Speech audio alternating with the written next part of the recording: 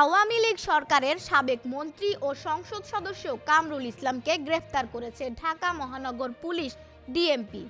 সোমবার 18 নভেম্বর রাতে রাজধানীর উত্তরা এলাকা থেকে ডিএমপির গোয়েন্দা বিভাগ ডিবি তাকে গ্রেফতার করে। ডিএমপির গণমাধ্যম ও জনসংযোগ বিভাগের উপকমিশনার ডিসি মোহাম্মদ তালেবুর রহমান এ তথ্য নিশ্চিত করেছে। অতিরিক্ত police commissioner DB Rezaul Karim Mallick বলেন, কামরুল ইসলামের বিরুদ্ধে হত্যাসহ অনেকগুলো মামলা আছে। গ্রেপ্তারের পর তাকে মিন্টু রোডের ডিবি কার্যালয়ে আনা হয়েছে। মঙ্গলবার 19 নভেম্বর তাকে আদালতে সোপর্দ করে রিমান্ডের আবেদন করা হবে। ছাত্র জনতার গণঅভ্যুত্থানের মুখে গত 5 আগস্ট শেখ হাসিনা প্রধানমন্ত্রীর পদ থেকে ইস্তফা দিয়ে দেশ ছাড়েন। ওই সময় থেকেই আত্মগোপনে ছিলেন কামরুল ইসলাম। শেখ হাসিনার মন্ত্রিসভার সদস্য ও আওয়ামী লীগের অনেক নেতাও আত্মগোপনে যান। তাদের মধ্যে বেশ কয়েকজন এরই মধ্যে গ্রেপ্তার হয়েছে। আবার অনেকে দেশ ছেড়েছেন বলে খবর পাওয়া গেছে। এর মধ্যে কামরুল ইসলামকে গ্রেফতারের কথা জানালো পুলিশ।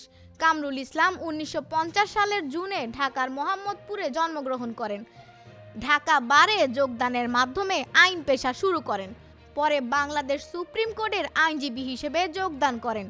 1996 থেকে 2001 সালে দায়িত্ব পালন করেছেন ঢাকার পাবলিক প্রসিকিউটর হিসেবে। 1969 সালে ছাত্রলীগের নেতা হিসেবে বাঙালির মুক্তির সনদ 6 দফা ও 11 দফা ভিত্তিক গণ আন্দোলনে অংশ নেন কামরুল ইসলাম।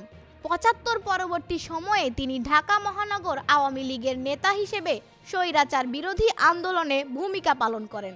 বর্তমানে তিনি আওয়ামী লীগ ঢাকা মহানগর শাখার যুগ্ম সাধারণ সম্পাদকের দায়িত্ব পালন করছেন।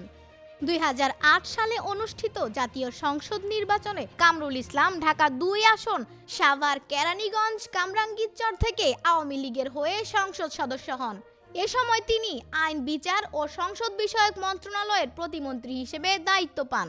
2014 সালে অনুষ্ঠিত 10ম সংসদ নির্বাচনে একই এলাকা থেকে বিনা প্রতিদ্বন্দ্বিতায় সংসদ সদস্য হন। 2014 সালে তিনি খাদ্যমন্ত্রী হিসেবে দায়িত্ব লাভ করেন। খাদ্যমন্ত্রী থাকাকালীন পচা গম কিনে সমালোচনার মুখে পড়েন। কামরুলের বড় ভাই হাকিম হাফেজ আজিজুল ইসলাম, যিনি মুক্তিযুদ্ধকালে নেজামে ইসলামী পার্টির কেন্দ্রীয় প্রচার সম্পাদক ছিলেন এবং ঢাকায় প্রথম শান্তি কমিটি গঠন করেন। মুক্তিযুদ্ধের সময় কামরুল ভাইয়ের মালিকানাধীন প্রিন্টিং প্রেসে ম্যানেজার হিসেবে কাজ করতেন। এছাড়া শেখ মুজিবুর রহমান সহ পাকিস্তান বিরোধী আন্দোলনকারী তথা বীর মুক্তিযোদ্ধাদের নিয়ে তিনি ইবলিশের দিনলিপি নামে সাপ্তাহিক বিশেষ সম্পাদকীয় প্রকাশ করতেন।